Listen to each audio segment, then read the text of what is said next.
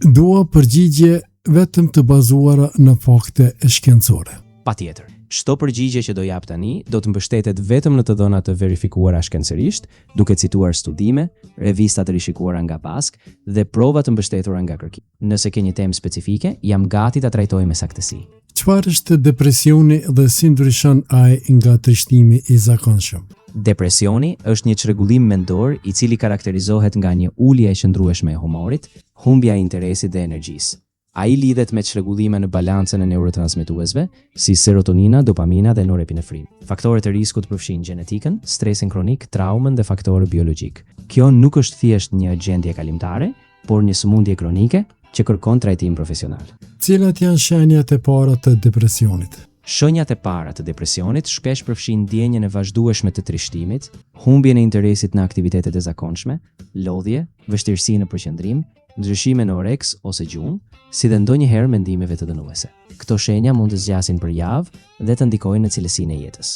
A mund të vuaj dikush nga depresioni edhe kur duket i lumtur?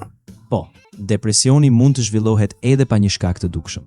Ndryshimet në kimikatet e trurit, faktorët gjenetik apo stresorët e pashqetësuar mund të kontribuojnë. Kjo do të thotë që edhe kur personi duket i qetë jashtë, brenda mund të ketë ndryshime që e përkeqësojnë gjendjen. Pse shumë njerëz e fshehin gjendjen e tyre emocionale? Sipas studimeve, rreth 10 deri në 20% e popullsisë përjeton depresion gjatë jetës.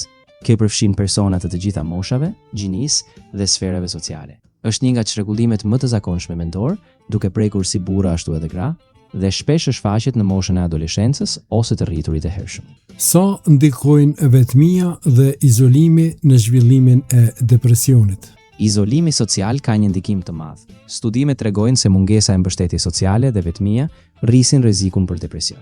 Kontaktet e kufizuara reduktojnë ndjenjen e përkrahjes, rrisin ndjenjen e vetmisës dhe pengojnë qasjen në mbështetje emocionale, duke përkeqësuar simptomat. A mund të shkaktohet depresioni nga një ngjarje e rëndë në jetë? Po, depresioni mund të karakterizohet nga një ngjarje e rëndë, si humbja e një personi të dashur, dhuna apo trauma. Kjo quhet depresion reaktiv. Megjithatë, jo të gjithë që përjetojnë një ngjarje të tillë zhvillojnë depresion, sepse ky i fundit varet nga kombinimi i faktorëve biologjik, psikologjik dhe social. Çfarë ndikimi kanë problemet familjare dhe financiare në shëndetin mendor?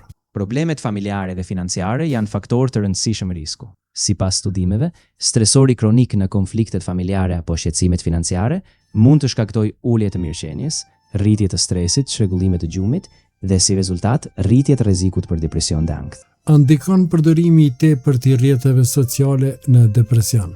Po, studimet tregojnë se përdorimi i tepruar i rrjeteve sociale lidhet me rritjen e rrezikut për depresion. Ekspozimi i vazhdueshëm ndaj përmbajtjes krahasuese, bulizmit online dhe mungesa e kontaktit fizik mund shkaktojnë vetmi, ulje të vetbesimit dhe ndjenja të pashpresë, duke kontribuar në shfaqjen e depresionit. Pse depresioni shpesh keq kuptohet si dobësi ose mungesë vullneti? Në fakt, depresioni nuk është thjesht dobësi apo mungesë vullneti. Është një çrregullim mendor i bazuar në biokimi, i cili përfshin ndryshime në neurotransmetues, faktor gjenetik dhe faktor mjedisor.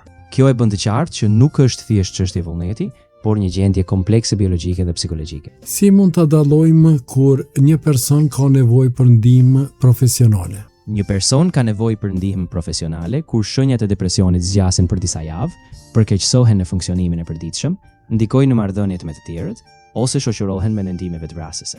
Nëse personi vëre lodhje ekstreme, pamundësi për të funksionuar ose rrënje të vetëvlerësimit, duhet kërkuar menjëherë ndihmë nga një specialist, si një psikolog apo psikiatër. Si duhet të komunikojmë me dikë që po përballet me depresionin? Kur komunikojmë me dikë që po përballon me depresion, duhet të jemi të qetë, të dëgjojmë me empati, pa gjykim dhe t'i tregojmë se nuk janë vetë. Nuk duhet t'i japim këshilla të thjeshta, por t'i inkurajojmë kërkimin e ndihmës profesionale. Thjesht prania jon, pa presion, mund të bëjë ndryshim. Cilat fjalë duhet t'i shmangim kur flasim me një person të depresionuar? Duhet të shmangim fjalët që minimizojnë ndjenjat, si i thjesht mos u mërzit ose të gjithë e kalojnë. Gjithashtu shmangim të bërit presion që ata të merrin veten. Në vend të kësaj, përdorim gjuhë mbështetëse, si jam këtu për ty, dhe është e rëndësishme të flasim me dikë profesional. A mund ta përkeqësoj gjendjen mungesa e mirëkuptimit nga familja? Po, mungesa e mirëkuptimit nga familja mund të përkeqësojë shumë gjendjen. Kur individi nuk ndihet i kuptuar apo i mbështetur, ndjenjat e vetmisë rriten, gjë që mund të intensifikojë simptomat dhe ta bëjë procesin e shërimit më të vështirë. Çfarë roli kanë psikologu dhe psikiatri në trajtimin e depresionit? Psikologët ofrojnë terapi të ndryshme, si terapia kognitive behaviorale, duke ndihmuar në identifikimin dhe ndryshimin e modeleve negative të mendimit. Psikiatrit në ana tjetër diagnostikojnë dhe përshkruajnë medikamente, si antidepresantët, kur është e nevojshme. Në shumicën e rasteve, një qasje e kombinuar terapia dhe medikamentet siguron rezultatet më të mira. A mund të trajtohet plotësisht depresioni? Depresioni mund të menaxhohet shumë mirë, por zakonisht nuk ka një shërim të plotë të menjëhershëm. Trajtimi i kombinuar, i cili përfshin terapi psikologjike, medikamente dhe mbështetje sociale, mund të zvogëlojë simptomat ndjeshëm. Me kohë, shumë njerëz përmirësohen dhe jetojnë një jetë plotë, por është e rëndësishme që të përndjekin udhëzimet e specialistëve dhe të jenë të durueshëm gjatë procesit. Sa ndihmojnë aktiviteti fizik, gjumi dhe ushqimi i shëndetshëm?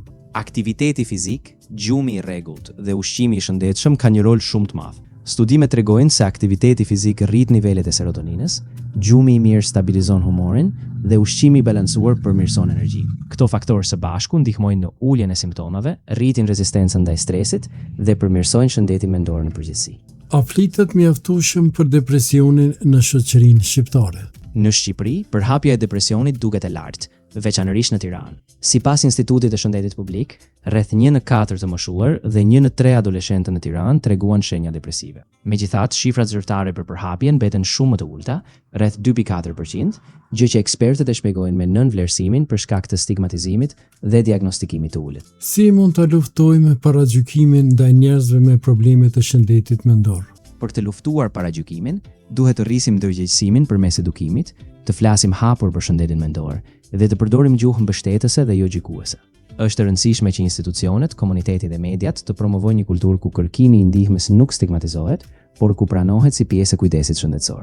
Çfarë mund të bëjë secili prej nesh për ta ndihmuar një person që ka humbur shpresën? Nëse dikush ka menduar për vetvrasje, është thelbësore të veprohet shpejt. Qëndroj i qetë, dëgjoj pa gjykuar dhe inkurajo kërkimin e ndihmës profesionale. Kontaktoj një profesionist sa më shpejt, si një psikolog, psikiatër apo shërbimet emergjente. Mos e lë vetëm dhe tregoj se kujdesesh. Kjo ishte intervista me inteligjencën artificiale.